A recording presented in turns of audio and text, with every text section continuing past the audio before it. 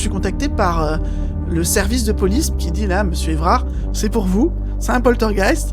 On a envoyé plusieurs fois la police sur les lieux, il n'y a pas d'effraction, personne ne comprend rien. Le paranormal est là authentiquement à partir du moment où on a éliminé toutes les autres hypothèses.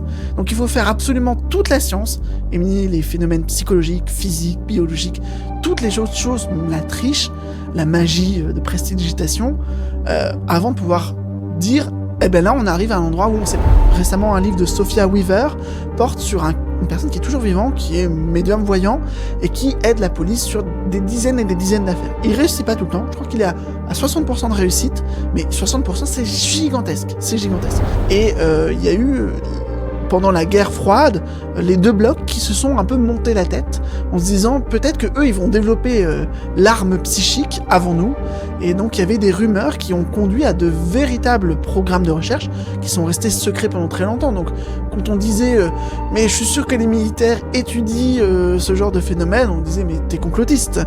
Et finalement en 1994 on a révélé qu'il y a eu un programme de 20 ans qui a eu 20 millions de dollars de financement. En fait ils ont développé un protocole, et ce protocole, de façon assez amusante, il vient de France. C'est un protocole qui a été lancé par un chimiste qui s'appelle René Varcollier, qui a présidé l'Institut Métapsychique International, et il s'est amusé à faire de la télépathie avec un petit groupe de gens, des mathématiciens, profs d'école, des gens qui voulaient bien, les samedis, se réunir pour tester la télépathie et apprendre un peu à maîtriser ça.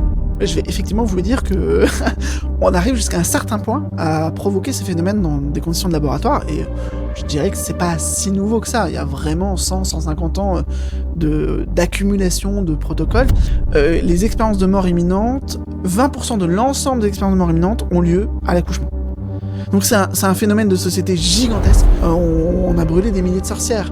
Donc à quel point on est capable ou pas d'intégrer culturellement dans notre modèle de société ce qu'amène le paranormal, la parapsychologie.